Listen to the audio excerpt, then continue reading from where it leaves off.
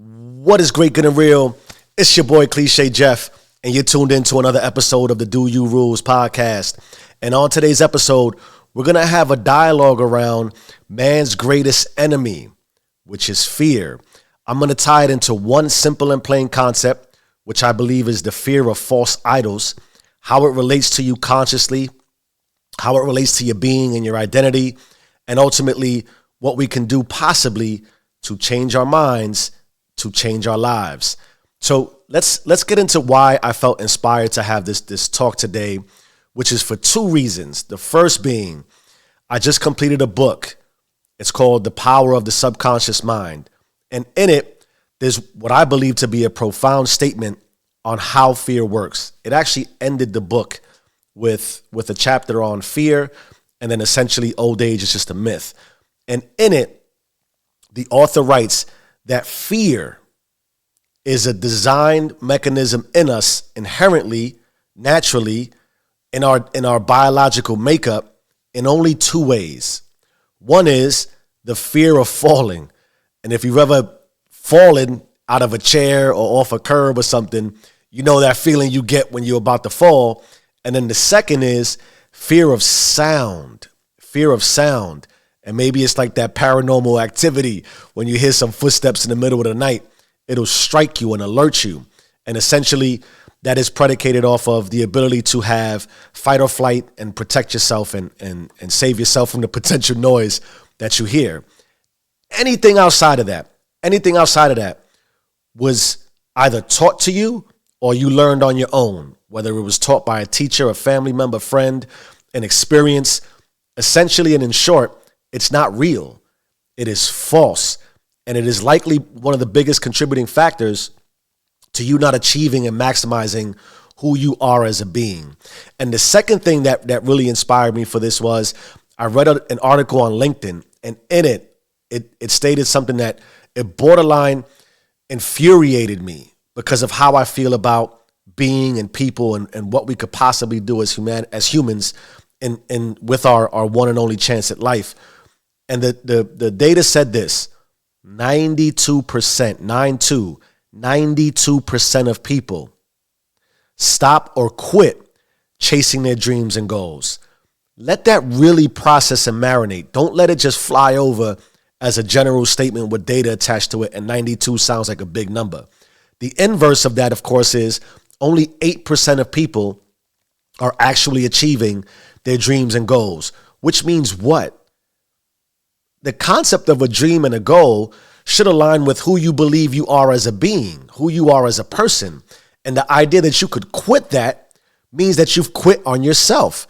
And now you're not being the person that you should be, could be, or want to be, which is mind-numbing to me, why we would want to quit being ourselves. And so change your mind, change your life. We want to continue our journey on maximizing, catapulting, and ultimately reaching the pinnacle of who we could be as beings. However you define you is doing you, and fear is likely stopping you. And so let's get into a story about fear and how these things propagate out, manifest itself, and exacerbate over time. And this is just the typical monster under the bed story that I'll relate, and we'll tie it in as we go. All right, getting scared as I prepare myself for the story. So I was about 11 years old, and I was driving home to my grandparents' house from my mother's side, who I lived with predominantly growing up. And my grandfather from my father's side was the one driving me home. So as he was driving me home, I was in the back of the car with my cousin J.O. And on my father's side of the family, it's 4 boys. On my mother's side of the family, it's 5 girls. So whenever I was on the boys' side of the family, very machismo driven, high testosterone, high energy of the stuff that goes around growing men, right? And so part of what I learned was you scare the shit out of anybody who's younger than you, siblings and family member alike. So my cousin J.O.'s in the back. And at that time, I was absolutely terrified of Freddy Krueger. And so I used that fear to instill fear somewhere else because I guess that's just how the mind works. So I'm in the back of the car with J.O. And I'm going through the 1, 2, Freddy's coming for you, 3, and I'm getting chills right now just thinking about it. And as I'm doing this, as I'm scaring the shit out of J.O., my grandfather turns around and he's like, yo, stop that. That's not cool. And I ignore him, and 2 or 3 more times, 5, 6, grab your crucifix, right? And he's like, yo, stop that. And I'm just 9, 10, Freddy's back again. Ultimately, we pull up to the house or to the apartment building where I live, and my grandfather stops the car, puts it in park, turns around, looks like he gets really close to me in my face, and he says, God doesn't like when you instill fear in others. Therefore, when you do that, he will send angels and demons to you while you sleep. And if your feet hang off the bed, they'll pull them off the bed. Now stay with me. I know that sounds far-fetched, but these are some of the stories that manifest itself out depending on your culture. And in my culture, Hispanic-driven culture, Catholicism heavy, that's just one of the ways and one of the things I learned. So here I am. It's nighttime. I'm being dropped off. My grandfather just told me the story, and I'm like, he's crazy. There's no way that that's possible, but it's in my mind. And so I go upstairs. As I mentioned, it's already evening, and I get to my grandmother's house upstairs, and there's usually like 10 or 11 people in the house. And so, there's not usually any time for real fear from the perspective of there's always somebody there, so I know I'm good, at least in theory on the surface. So I go upstairs, I get in the shower, my grandfather, hurry up, get in the shower, get in the bed. And as I'm coming out the shower, let me say one thing about a project building at night. When the lights are off, it is massively dark. I'm talking about really, really, really, really dark. Scary dark. Ironically, part of the definition of fear, darkness is included in that. Anyhow, so I get out the shower. I open the bathroom door.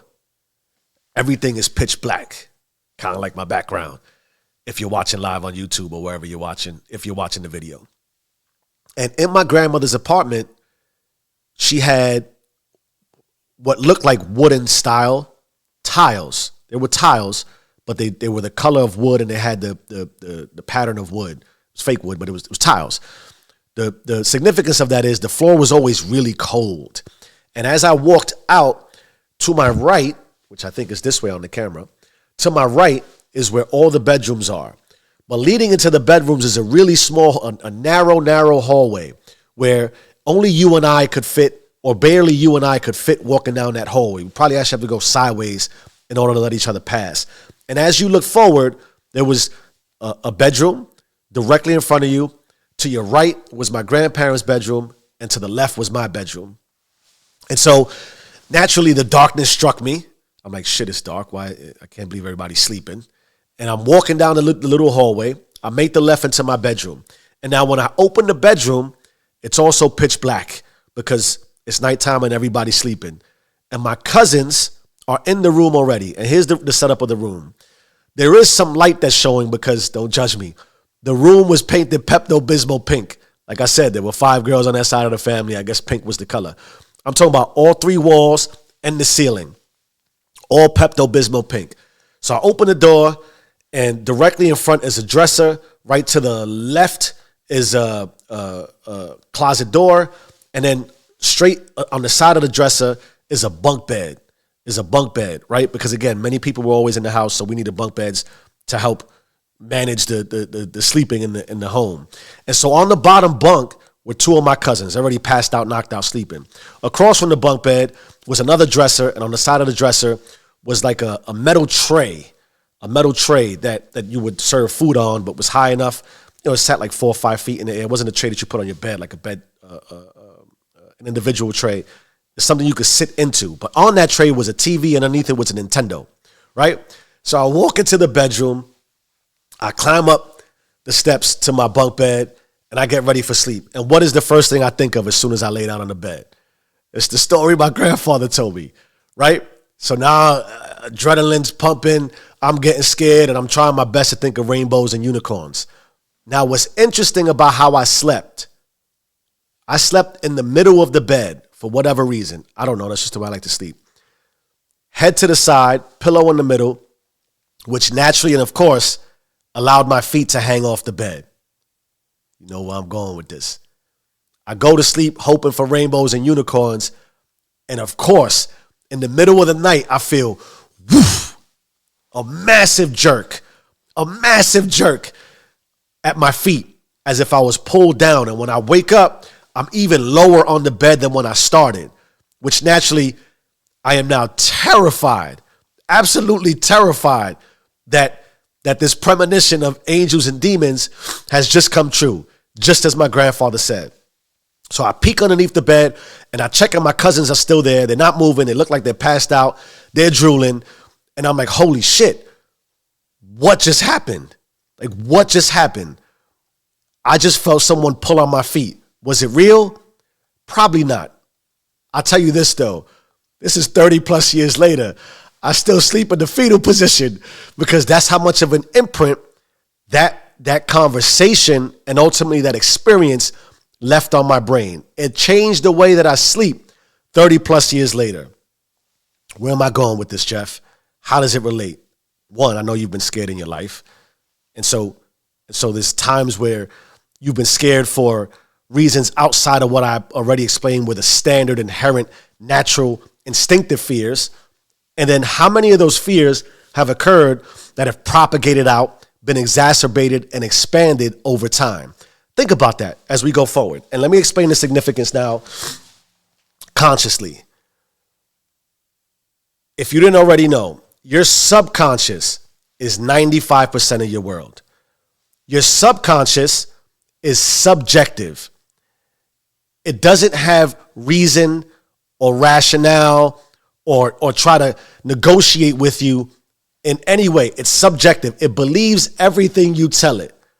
And essentially, consciously, which is only 5% of your life, and through your identity, your experiences, your opinions and your beliefs, you're constantly, for an analogy from a technical perspective, it's like you're writing code to yourself. So every time you speak, whether you say it out loud or in your head, your subconscious is listening. And whatever you tell it, it believes it subjectively. It won't try to argue with you. You tell it you're scared, you're scared. And not only that, there's something called confirmation bias, that when you have opinions, beliefs, and values, your identity, your subconscious, which is what you hear a lot of people talk, you need to manifest and think differently. Why? Because confirmation bias is your subconscious or your conscious, your identity, seeking out evidence to support what it is you're writing as your code.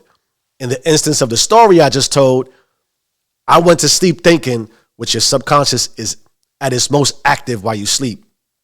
And it's never off, never turns, unless you're under anesthesia. That's a fun fact. It's never turned off. It never goes to sleep. It is always active and on. And so therefore, you're always writing to it, even in dream state, which is why dream state is so powerful. Anyhow, I took to sleep the possibility that because I scared and used Freddy Krueger to scare J.O., and my grandfather instilled a story in me that possibly now I will be punished, I took that fear to sleep with me and it manifested itself. All right, cool. That's a possibility. So now how does this apply to life? And the fact that, according to this LinkedIn article, 92% of us stop chasing our dreams and goals. Just a fascinating stat for all the wrong reasons in my perspective. Here's what I want to get to. The fear of false idols. The fear of false idols. If you've read the Bible or the faith, at least from a Christian perspective, there's one thing that is, especially, I'm talking about like the first 400 pages. I just got past Chronicles. One of the main things to irritate and arouse the anger of God is to fear false idols, which essentially is to worship false idols, which is essentially another way of saying worshiping another God. In essence, for lack of a better term, it arouses his anger. You should have fear of God and you should never worship a false idol. And the people of God worshiped false idols so much and so consistently that eventually God turns on his people. And even though he's brought them out of slavery from Egypt and the Israelites early on in the book of Exodus, and he's brought them to the land that he promised them, along the way, the most egregious thing that occurs is that the people continue to lose faith in God and thereby worship different idols, to the point where they request from God to instill a king over Israel, right? And the first king is the king of Saul. Saul is the king, the first king. And God says, don't worship false idols. And also, he questions, why would you want a king over you? What do you need a king for to look up to? I'll give you your king. But know this, when you get this king, and I implement this king over you, he will take and take and take, and I'm paraphrasing, and your return on investment will be minimal. So you'll essentially be working, worshiping, and looking up to this king who I'll appoint for you, but your lives will deteriorate. And surely, over the course of decades, king after king after king, the more removed each king comes from the word of God, the more they begin to worship false idols. How does that relate to you today? Let me explain. It is my belief and thought, based on how the subconscious works, based on some analogies and the wisdoms of certain books around consciousness, around faith, around religion, around the possibilities of manifesting, here it comes again, 80% of our worlds are visually stimulated. And we are, because of what society is today from a technology perspective, and I'm going to get into social media, but I think it's a broader scope. Social media is just one of the most obviously influential ways to put forth false idols. But we live in an era where we are consuming life through our visual stimuli, through screens constantly. And what is portrayed to you on screens, the vision you see on screen is always somewhat maximized, is glamorous, has a vitality to it that seems almost abnormal, almost godlike.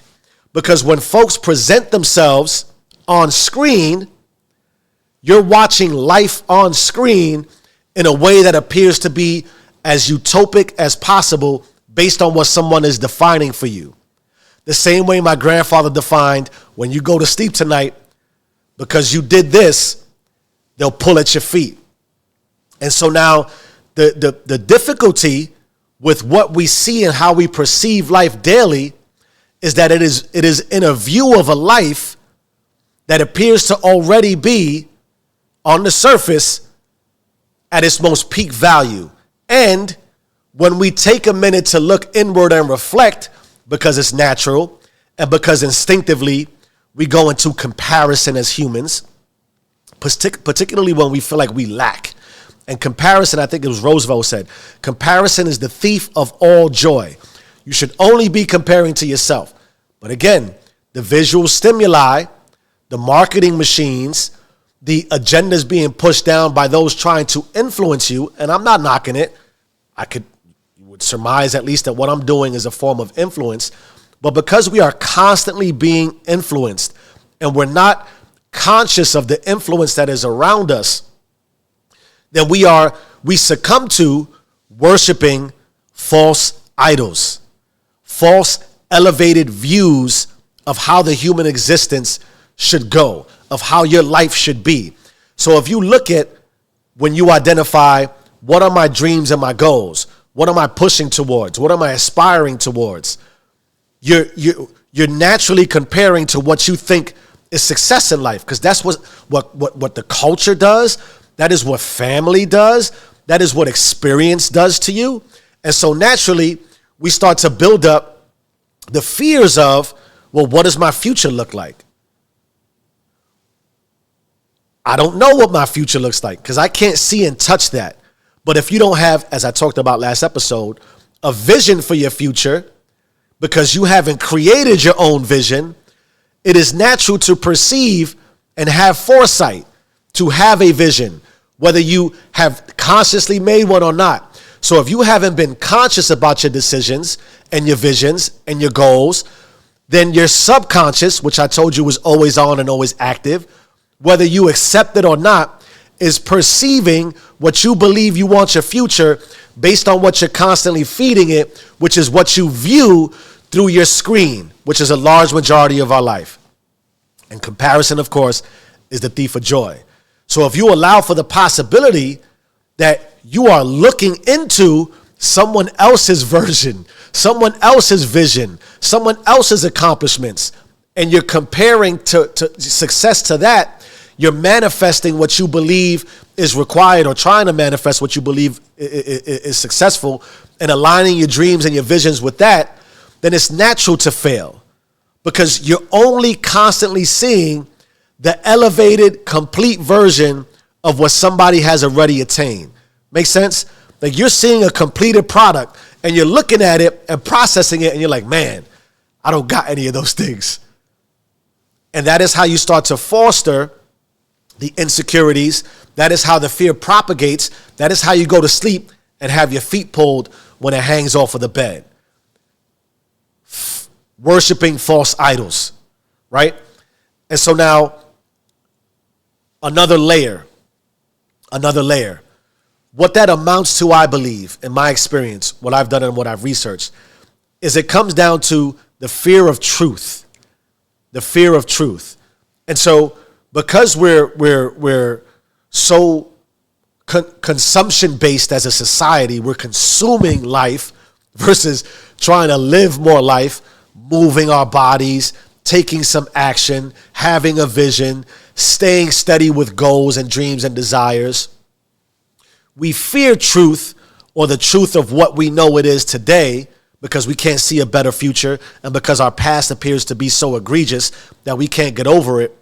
Now, to align ourselves with what we compare to what we see for success, when we portray an image outwardly, we filter our image. We only look to present the best versions of ourselves surfacely, right? Which comes down to even the principles of how you post a video, how you post a picture, and you ensure that it's filtered. It has to look a certain way. The genuineness of it, and the beauty that comes with the naturalness of us is fully eradicated from the perspective of you feel the need to portray an image that appears to be real, but isn't. And so what happens? That subconscious, you can't fool your subconscious.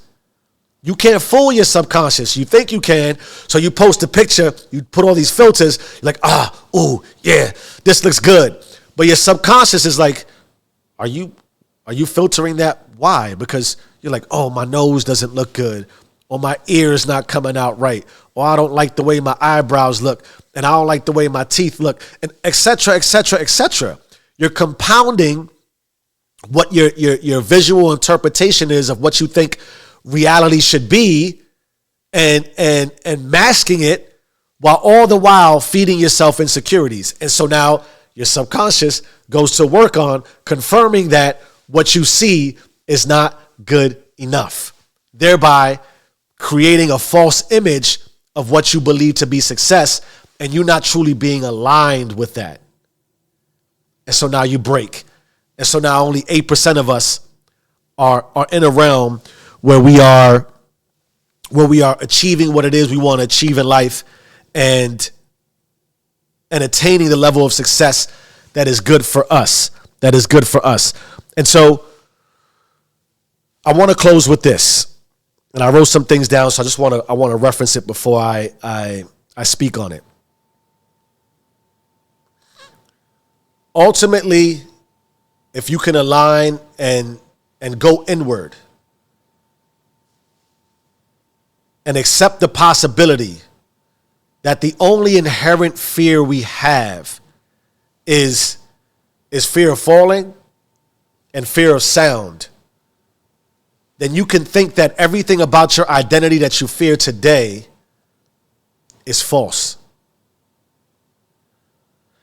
And that falseness has come from stories you're telling yourself, or stories that have been told to you, or the fact that your vision is conflicted by what society is telling you is success. And so you have to redefine success for yourself. What is it you truly want?